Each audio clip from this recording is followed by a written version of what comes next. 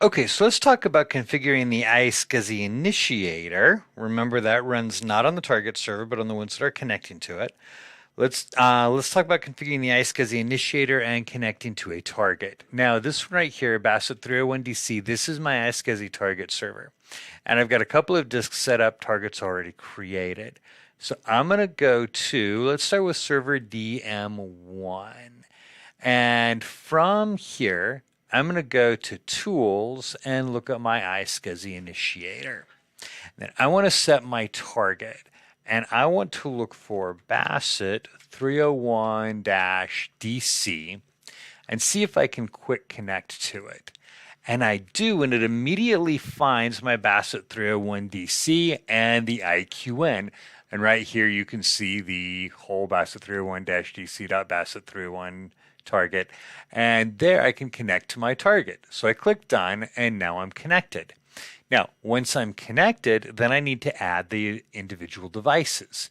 So I come over here to Volumes and Devices, and I can just click Auto Configure, and it will automatically configure both of my iSCSI drives that are hosted on that target server. And I'll click OK. So now that gives me access to them. They're not usable yet, but it gives me access to them. So I'm going to go to File and Storage Services and Disks. And I have my online disk. And then I have these two 10 gigabyte, I almost said megabyte. These are iSCSI disks. So I'm going to right click on the first one and say bring it online. Yes, I want to bring it online. And then I'm going to right click on it again, and I'm going to create a new volume. And for this new volume, I am going to specify the selected disk will be brought online and select initiated as a GPT disk. Yep, I'm good with that. Set my size, assign the drive letter. I'm going to assign a drive letter G. And then I'm going to set my volume label to be failover 1. And let me fix the capitalization on that. So that's going to be failover disk 1. And create. And it creates my new volume on there. Then I'm going to do the same thing to this disk, bring it online, and I want to create a new volume on that disk. We're going to set that same size. We're going to set this to drive letter H, and we're going to call this failover 2.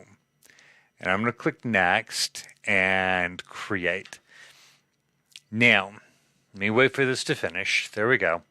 Now if I go to in disk, so you can see that I've got them added. They're online.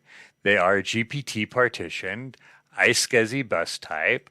I come here to my file manager, go to PC, and you'll see we have C, G, and F. Okay, so now that we have that done, we just need to hop over to the other server and do the same thing there. We'll bring the disks online, and then what we'll do now, you're going to get a warning when you do that it doesn't work very well. If you have the same iSCSI drive available on both, that's going to be okay for us on both servers. That's actually going to be okay with us because we're going to have we're going to have a cluster aware application. And so it will control, the cluster will control who has access to the drives at any given time. So you can go ahead and bring them online on your second server as well. Okay, there we go. We now have iSCSI drives accessible that we'll use for shared storage for our cluster.